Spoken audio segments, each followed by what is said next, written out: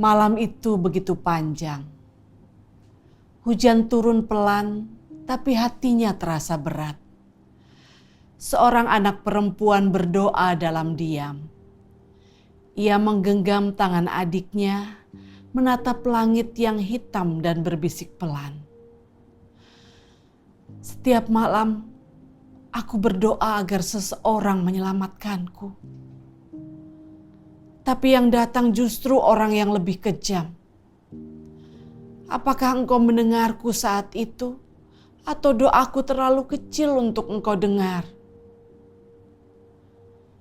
Itulah doa Talita, seorang kakak berumur 16 tahun yang berlari bersama adiknya Afina meninggalkan tempat yang selama ini disebut rumah.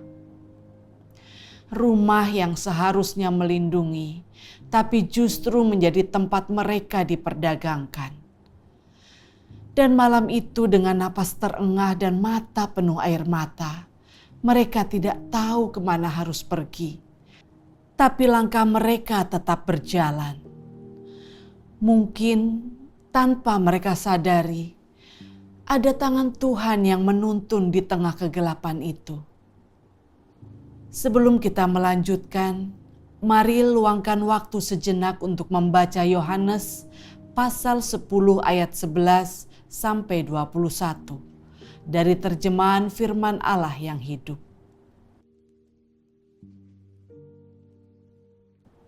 Bacalah perlahan, perhatikan bagaimana Yesus menggambarkan dirinya bukan sebagai penguasa, tapi sebagai pelindung, bukan sebagai orang yang mengambil, tapi yang memberi hidup. Yohanes 10 ayat 11 sampai 14. Akulah gembala yang baik. Gembala yang baik menyerahkan nyawanya bagi domba-dombanya.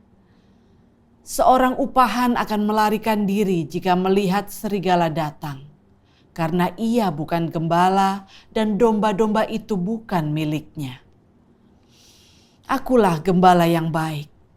Aku mengenal domba-dombaku, dan mereka mengenal aku. Talita pernah berpikir, mungkin Tuhan tidak mendengarnya. Ia sudah berdoa setiap malam, tapi pertolongan tidak datang. Yang datang justru seseorang yang lebih kejam. Dan di titik itu, ia mulai percaya bahwa mungkin doanya terlalu kecil untuk sampai ke langit. Namun malam di mana ia dan Afina memutuskan melarikan diri, sesuatu terjadi. Mereka tidak tahu kemana arah kaki membawa. Tapi dalam hati yang ketakutan, ada suara kecil berkata, "Lari sekarang, aku bersamamu." Mungkin itu bukan suara mereka. Mungkin itu suara gembala yang selama ini diam, tapi tetap menjaga. Karena kasih Tuhan tidak selalu datang dengan cara yang kita minta, tapi Ia selalu datang dengan cara yang menyelamatkan. Yesus tidak menyebut dirinya sekadar raja atau hakim, tapi gembala yang mengenal nama domba-dombanya satu persatu. Ia tahu siapa yang hilang, ia tahu siapa yang terluka, dan ia tidak berhenti sampai semuanya ditemukan. Bagi Talita dan Afina, dunia sudah menutup pintu. Orang yang mereka percayai berkhianat. Tapi di tempat yang mereka anggap akhir, Tuhan mengirimkan seseorang. Seorang petugas yang menatap mereka dan berkata, "Kalian aman sekarang." Mungkin itulah jawaban dari doa yang dulu terasa tak didengar. Jawaban yang datang bukan dari langit terbuka, tapi dari tangan manusia yang dijamah Tuhan untuk menolong. Gembala yang baik tidak selalu berbicara dengan suara keras.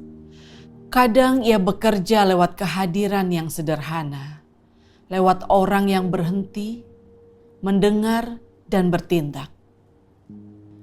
Hari-hari di panti perlindungan tidak mudah bagi mereka. Afina sering menangis dan bertanya, "Kalau Tuhan benar-benar gembala yang baik, kenapa Ia tidak datang lebih cepat?" Talita tidak punya semua jawabannya, tapi ia tahu satu hal, mereka masih hidup. Dan kalau mereka masih hidup, berarti Tuhan belum selesai bekerja.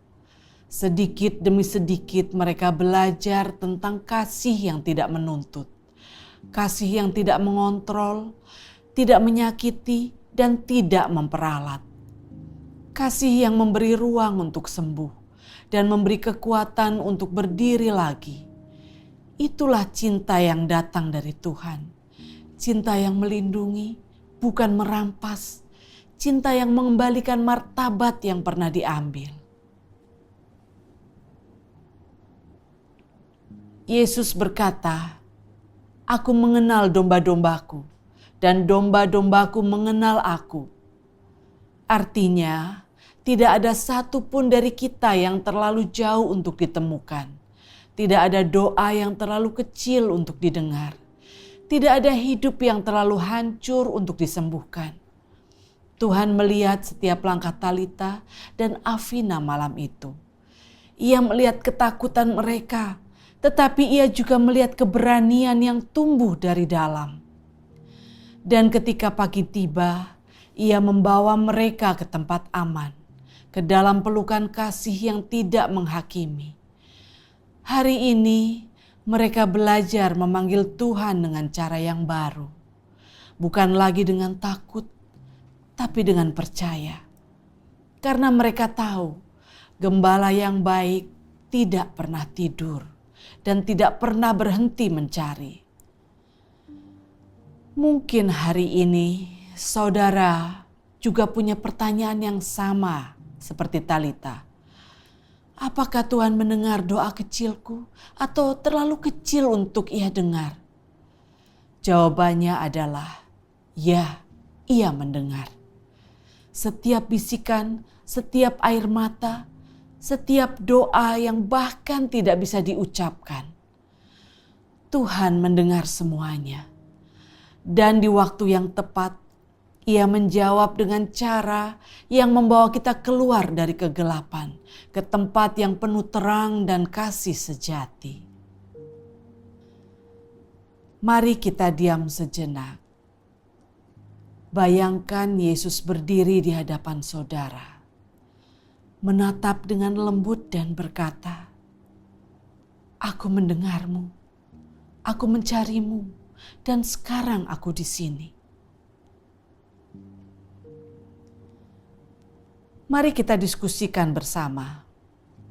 1. Apa yang saudara rasakan saat mendengar doa Talita? Apakah engkau mendengarku saat itu?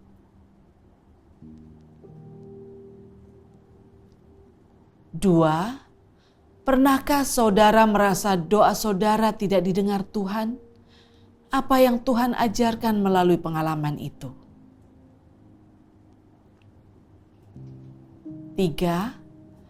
Bagaimana saudara bisa mengenali kasih Tuhan di tengah masa-masa sulit, meskipun pertolongannya datang dengan cara yang tidak saudara duga? 4. Apa artinya bagi saudara bahwa Yesus mengenal nama kita satu persatu? 5. Jika saudara tahu ada seseorang yang sedang berdoa dalam diam, bagaimana saudara bisa menjadi suara gembala bagi mereka lewat perhatian, waktu, atau kasih?